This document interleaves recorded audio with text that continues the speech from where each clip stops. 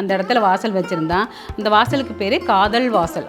அந்த வாசலில் குடியிருந்தாங்கன்னா கண்டிப்பாக அந்த வீட்டில் இருக்கிற குழந்தைங்க காதல் பண்ணி கல்யாணம் பண்ணிக்குவாங்க. இல்லை வீட்டில் சொல்லாமல் கொள்ளாமல் வெளியே போயிடுவாங்க.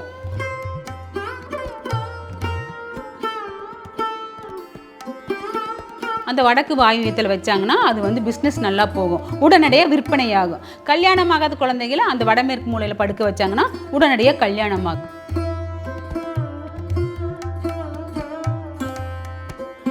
அந்த இடத்துல நின்று நீங்கள் என்ன சொன்னாலும் பிரபஞ்சத்துக்கு நேராக டைரெக்டாக போகும். கேதுவின் ஆக்குப்பை பெற்ற இடம் வடமேற்கு மூலை.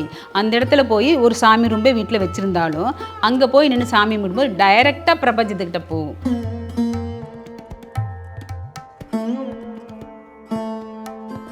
கண்டிப்பாக வாஸ்து குறை இருந்தால் கண்டிப்பாக வந்து எந்த எந்திரமோ தந்திரமோ எதுவும் கிடையாது. இடித்து வைக்கணும்னா இடித்து தான் வைக்கணும். வாசலை கழட்டி வேறு பக்கம் வைக்கணும்னா அப்படி தான் வைக்கணும். வடக்கு வாயுவியத்தில் இருந்த வாசலை நேர் வடகிழக்கில் கொண்டு வச்சோம். அந்த பையனுக்கு கூடி சீக்கிரம் கல்யாணம் ஆச்சு.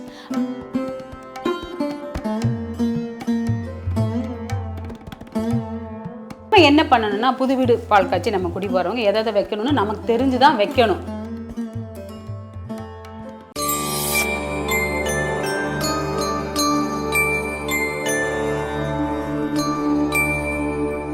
டெம்பிள் எக்ஸ்பிரஸ் நேயர்களுக்கு வணக்கம்.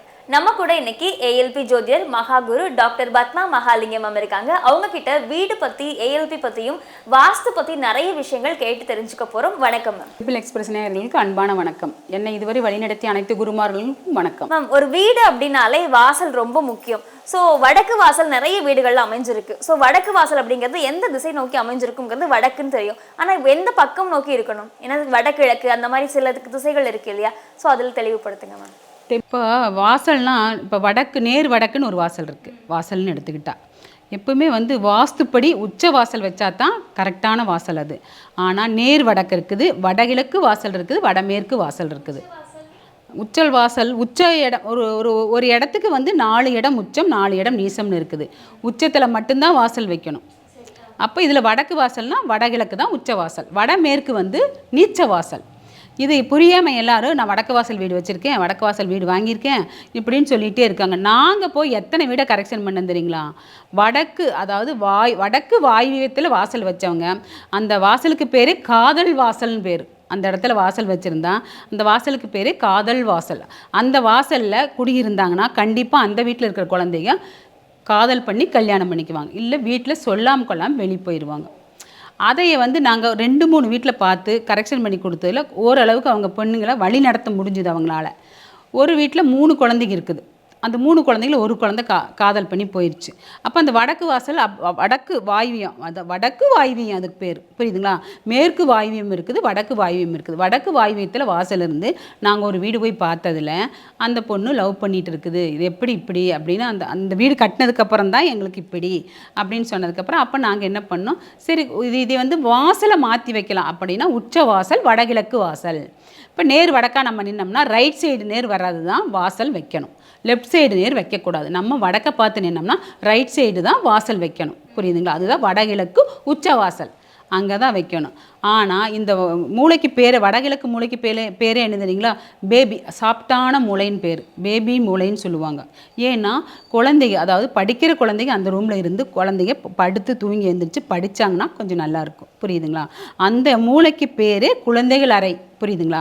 அந்த மூலையில் வடமேற்கு மூலையில் குழந்தைகள் அறையை கட்டி கொடுக்கலாம். இப்போ நீங்கள் சொன்னீங்க வலது பக்கம் கை இருக்கக்கூடிய இந்த திசையில தான் வந்து வாசல் இருக்கணும் அப்படின்னு. ஆமாம் ஆமாம். இடது பக்கம் பெட்ரூம் பெட்ரூம் வச்சுக்கலாம். எப்படி வச்சுக்கலாம்னா மாஸ்டர் பெட்ரூம் ஒன்று, வடமேற்கு பெட்ரூம் ஒன்று, அந்த வந்து பெட்ரூமாக யூஸ் பண்ணிக்கலாம்.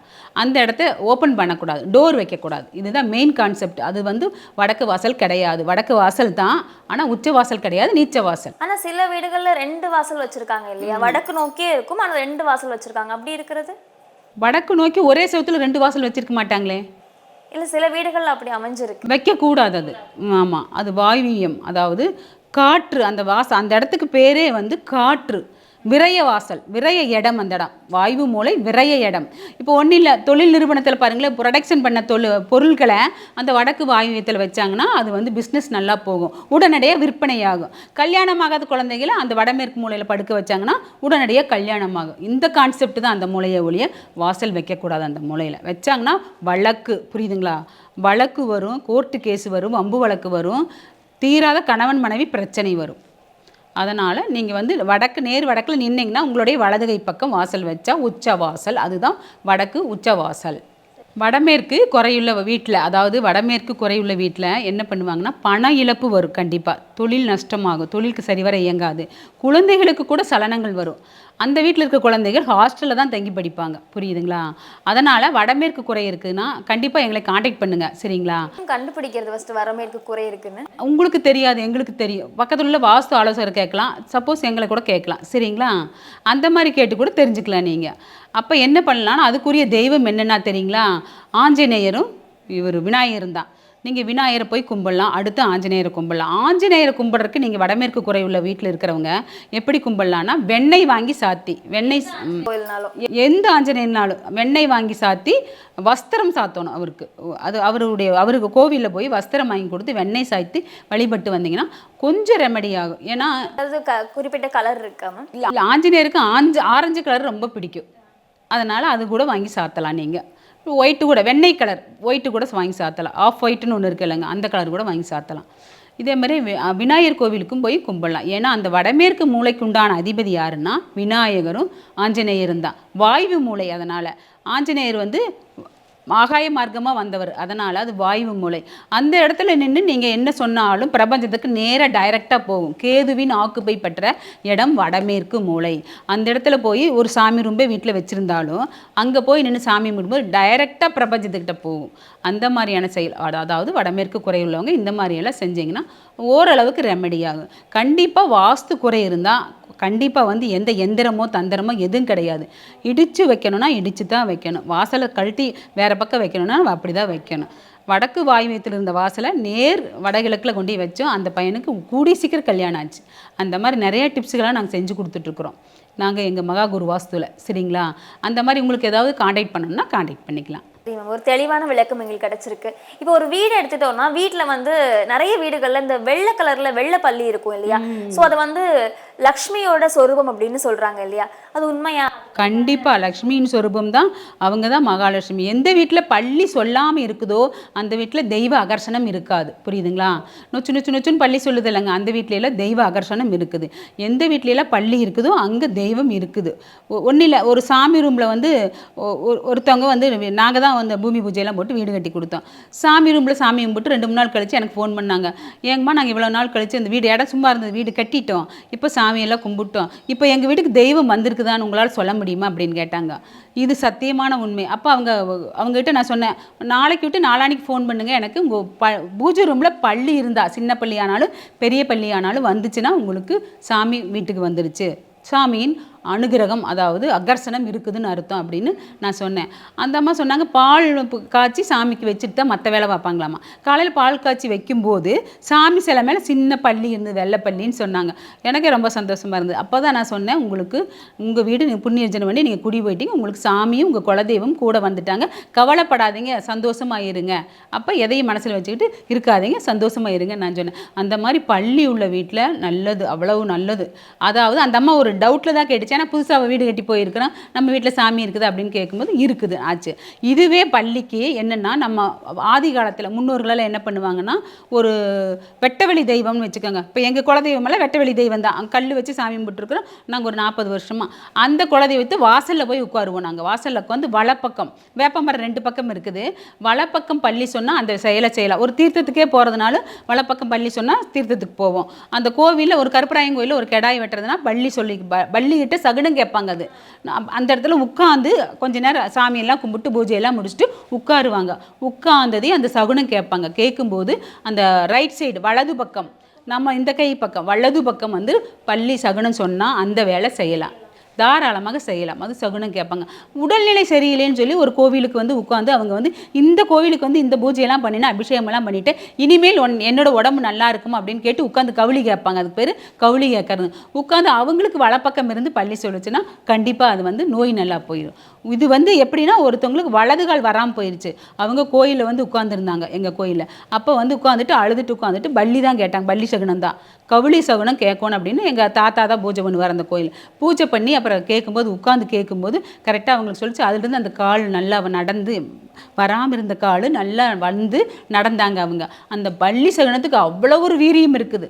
எக்ஸ்ட்ரீம் பவர் யாருன்னா பள்ளி சகுனம். இந்த கவுளி சொல்கிறதுன்னு சொல்லுவாங்களா, நொச்சு நொச்சு நொச்சுன்னு சொல்கிறதில்ல, அதுதான். அதான் சில பேர் சொல்லுவாங்க சத்தியம்னு சொல்லுவாங்க.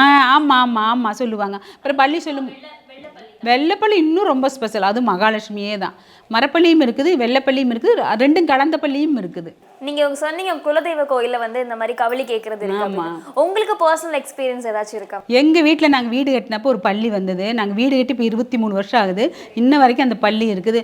அந்த பள்ளி கன்னிமூல நேர் சொன்னால் எங்களுக்கு ரொம்ப நல்லா இருக்குது. நாங்கள் அதை கேட்போம். எங்கள் வீட்லேயே நாங்கள் கேட்போம். இது சத்தியமான உண்மை. எங்கள் வீட்லேயே அந்த பள்ளி சகுனம் நாங்கள் கேட்போம். சொல்லுச்சுன்னா ரொம்ப நல்லா இருக்குது. 23 வருஷம் ஆச்சு நாங்கள் வீடு கட்டி. அப்போ வந்த பள்ளி இன்னும் இருக்குது. இப்போ நிறைய வீடுகளில் வந்து ஷோ பீசஸ்லாம் நிறைய வச்சுருப்பாங்க. கோமாதா சிலை இதெல்லாம் வச்சுருப்பாங்க இல்லையா? ஸோ எந்தெந்த சிலைகள்லாம் வைக்கலாம் வீட்டில்? அதாவது என்னென்னா ஒருத்தருக்கு கல்யாணம் ஆகுதுன்னு வைங்க, அவங்க நிறைய கிஃப்ட் கொடுப்பாங்க. வீடு புண்ணியர்ஜின்னு மாட்டாங்க வைங்க, அவங்களுக்கு நிறைய கிஃப்ட் கொடுப்பாங்க. எதை வாங்கி கொடுக்கலாம் எதை வாங்கி கொடுக்கக்கூடாதுன்னு அவங்களுக்கு தெரியாது. ஏதோ ஆர்வத்தில் போய் அவங்க ஒன்றை வாங்கி ஒரு பேக் பண்ணி கொண்டாந்து கொடுத்துட்றாங்க. நம்ம என்ன பண்ணணும்னா புது வீடு பால் காய்ச்சி நம்ம குடி போகிறவங்க எதை வைக்கணும்னு நமக்கு தெரிஞ்சு தான் வைக்கணும். சத்தியமாக நான் சொல்கிறேன். நான் என்னுடைய அனுபவத்தில் சொல்கிறேன். நான் ஒரு 25 வருஷ கால அனுபவத்தில் நான் எத்தனையோ வீடுகளில் போய் எல்லாம் தூக்கி வெளியே போட்டு அவங்க மிகப்பெரிய சக்ஸஸ் வந்துருக்குது. இப்போ ஏன்னா பழைய பொருள் எல்லாம், அதாவது ஒருத்தர் ஒட்டகம் வாங்கி வச்சிருந்தாரு. அது ஒட்டகம் கண்டிப்பாக வீட்டில் வச்சிருக்கவே கூடாது, வைக்கவே கூடாது, சத்தியமா வைக்கவே கூடாது. புக்ஸ்ல படிச்சிருக்கேன் ஒட்டகம் வச்சா கொஞ்சம் அது லக்கி அப்படின்னு சொல்றாங்க. அது உண்மை இல்லையா? எங்களுடைய சர்வீஸில் நாங்கள் எந்த வீட்லையெல்லாம் ஒட்டகம் இருக்குது ஏன் கேளுங்க. அதுக்கு என்ன காரணம்னு கேளுங்க. முதல்ல ஒட்டகம் வந்து பாலைவனத்தில் தான் இருக்கும். அந்த இடம் எப்படி இருக்குது, காஞ்சிருக்கும், புரியுதுங்களா? அந்த இடம் வறட்சியாக இருக்கும், புரியுதுங்களா? ஒட்டகத்தை வீட்டில் வைக்கவே கூடாது. உங்களுக்கு வைக்கணும்னா நீங்கள் ஏதாவது வேற எங்காவது இந்த ஷோகேஸ், அதாவது பார்ப்பீங்களே எங்கே ஷோகேஸ் ஒரு நிறுவனம் அங்கே மாதிரி அந்த இடத்துல வீட்டில் இருந்தால் அங்கே கூட கொண்டு வச்சிருங்க. ஆனால் வீட்டில் கண்டிப்பாக ஒட்டகம் வைக்கவே கூடாது. ஒட்டை வைக்கும்போது ட்ரை, புரியுதுங்களா? ட்ரையான சூழ்நிலை, புரியுதுங்களா? கோமாதா வச்சிருக்காங்க இல்லையா, அதுக்கான பலன் எப்படி இருக்கு? கோமாதா சூப்பரா வைக்கலாம். கோமாதா வீடு புண்ணியர்ஜனை பண்ணி போறவங்களுக்கு கிஃப்டாவே வாங்கி கொடுக்கலாம். அம்மா வந்து அதுதான் வாங்கி கொடுப்பாங்க. ஏன்னா எப்படி கொடுப்பாங்கன்னா, அம்மா ஒரு உண்மையான மாடு கண்ணு இந்த காலகட்டத்துக்கு வாங்கி கொடுக்க முடியாது. ஆனா அந்த காலகட்டத்தில் என்ன பண்ணாங்க தெரியுங்களா, வீடு பால் காய்ச்சும் போது மாடு கண்ணு தான் வாங்கி கொடுத்தாங்க, புரியுதுங்களா? ஆனா இப்ப வந்து என்ன பண்றாங்க, பித்தளையில கோமாதா, அது மாடு கண்ணு உள்ளது வீடு புண்ணியர்ஜனைக்கு கொண்டு அம்மா கொடுக்குறாங்க, ஃப்ரெண்ட்ஸுக்கு கொடுக்குறாங்க. அதை வாங்கி வச்சு பூஜை அறையில வச்சு பூஜையே பண்ணலாம். ரொம்ப ரொம்ப நல்லது. அது லக்கி, புரியுதுங்களா? இதை விட இன்னொரு ஸ்பெஷல் என்னன்னா, யானை தும்பிக்கை தூக்குன மாதிரி இருக்கிறது, புரியுதுங்களா? அந்த மாதிரியான பொம்மை தும்பிக்கை தூக்கி தான் இருக்கணும். அந்த 2 யானையும் நடுவில் கோமாதாவும் வச்சோம்னா திடீர் அதிர்ஷ்டம், ஒரு லக்கி, புரியுதுங்களா? அவங்களுக்கு மிகப்பெரிய லக்கு கிடைக்கும். அதனால அவங்களுக்கு வந்து அந்த மாதிரி வாங்க வைக்கிறதுக்கு திடீர் அதிர்ஷ்டம் கிடைக்கும்.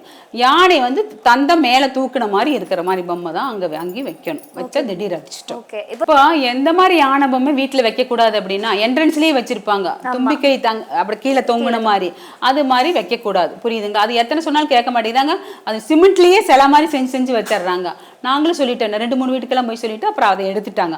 அதாவது யானையோட தும்பிக்கை வந்து தொங்குன நிலையில வைக்காம தூக்கிய நிலையில், புரியுதுங்களா? ஆசீர்வாதம் பண்ற மாதிரி மெரிய தூக்கி நிலையில வைக்கிறது தான் யானையினுடைய சிலை வைக்கிறது ரொம்ப ரொம்ப நல்லது. மேம், இப்ப சில வீடுகள்ல இந்த ஆமை எல்லாம் வச்சிருக்காங்க இல்லையா, அந்த சிலையெல்லாம் வைக்கலாமா? ஆமை சிலைகள்லாம் கோவிலில் வைப்பாங்க. ஆமை விளக்கு பார்த்துருக்கீங்களா நிறைய கோவிலில்? நீங்கள் அந்த மாதிரி ஆமையோடு சேர்த்து விளக்கு வச்சு கோவிலில் தான் வைப்பாங்க, வீட்டில் வைக்கக்கூடாது. சாய்பாபா கோயிலெல்லாம் ஆமை விளக்கு தான் வைக்கிறாங்க, ஆமை தான் வைக்கிறாங்க. ஆனால் வீட்டில் வைக்கக்கூடாது. அது ஃபெங்சுயிங் வாஸ்து. ஆமையுடைய பொம்மையெல்லாம் ஃபெங்சுயிங் வாஸ்து. அது நம்ம நாட்டுக்கு ஒத்து வராது அது. ஆனால் அங்கே இருக்கிறவங்க சைனீஸ் எல்லாம் அதை வச்சுருக்காங்க. ஏன் அது ஒத்து வராது? ஏன்னா இப்ப எல்லாமே உலகத்துல தான் இருக்கு. அது சைனீஸ் அவங்களுடைய வாஸ்து வேற, நம்மளுடைய வாஸ்து வேற. அவங்க பரமசாயி வாஸ்து, மண்டூக வாஸ்துன்னு இருக்குது இல்ல, அந்த மாதிரி அவங்களுக்கு ஒரு வெரைட்டி ஆஃப் வாஸ்து, புரியுதுங்களா? அவங்க பாருங்களேன், குறையுள்ள வீட்டுல 8 கோண கண்ணாடி, அருங்கோண கண்ணாடி எல்லாம் பதிக்க சொல்லுவாங்க. அப்போல்லாம் நாங்களும் எந்த இடத்துல குறையிறது அந்த டெமாலிஸ் தான். அந்த இடத்துல வெட்டி மராமத்து வேலை, எப்படி சொல்றது, ஆல்ட்ரேஷன் வேலை தான் செஞ்சு கொடுப்போம். அவங்க என்ன வேணுவாங்க, அங்கே கண்ணாடி வைங்க நல்லா இருக்கு, இங்கே கண்ணாடி வைங்க நல்லா இருக்கு அப்படின்னு சொல்லுவாங்க. அது வந்து அந்த ஃபெங்சுயி வாஸ்துக்கு சரி, நமக்கு ஒத்து வராது. இப்போ நீங்க கண்ணாடி சொல்லியிருந்தீங்கல்ல, எனக்கு ஒரு டவுட் இருக்கு. இப்போ சில வீடுகள்ல வந்து பெட்ரூம்ல பார்த்தோம்னா ட்ரெஸ்ஸிங் டேபிளும் இருக்கும், பீரோவும் கண்ணாடி வச்சிருக்கும். ஸோ 2 கண்ணாடி வந்து ஒரே ரூம்ல இருக்கலாமா? ஃபர்ஸ்ட் ஆஃப் ஆல் பெட்ரூம்ல வந்து கண்ணாடியே வைக்கக்கூடாது, ட்ரெஸ்ஸிங் கண்ணாடியே வைக்கக்கூடாது, பீரோல கண்ணாடி சுத்தமா வைக்கக்கூடாது. ஏன்னா பெட்ரூம்ல வந்து கணவன் மனைவி படுக்க ரூம், அந்த கண்ணாடி இருந்துச்சுன்னா கணவன் மனைவி படுக்கையில பயங்கர சண்டை வரும். அதனால நாங்கள் எந்த வீடு வாஸ்து பார்க்க போனாலும் பெட்ரூம்ல வந்து ட்ரெஸ்ஸிங் கண்ணாடி இருந்தால் எடுத்து ஹாலில் வைங்க, இல்லாட்டி அடுத்த ரூம்ல வைங்க, டைனிங்ல வைங்கன்னு சொல்லிடுவோம். வைக்கிறதுக்கு அளவே இல்லை எங்க சர்வீஸ்ல. வீடுகள்ல ட்ரெஸ்ஸிங் டேபிள் வந்து பெட்ரூம்ல தான் இல்லை. இப்போ ரீசெண்ட் வீடுகள் எல்லாம் பாருங்களேன், இப்போ கட்டுற வீடுகள் எல்லாம் ஒரு 4-5 வருஷத்துல கட்டுற வீடுகள் எல்லாம் ட்ரெஸ்ஸிங் டேபிள் பெட்ரூம்ல கிடையாது. வாஸ்து முறைப்படி பார்த்தா அவங்க வந்து வைக்க கூடாது. அதாவது கணவன் மனைவிக்கு பிரச்சனை வர்றதுனால பெட்ரூம்ல வந்து கண்ணாடி வைக்கிறதுக்கு அல்ல. ஓகே.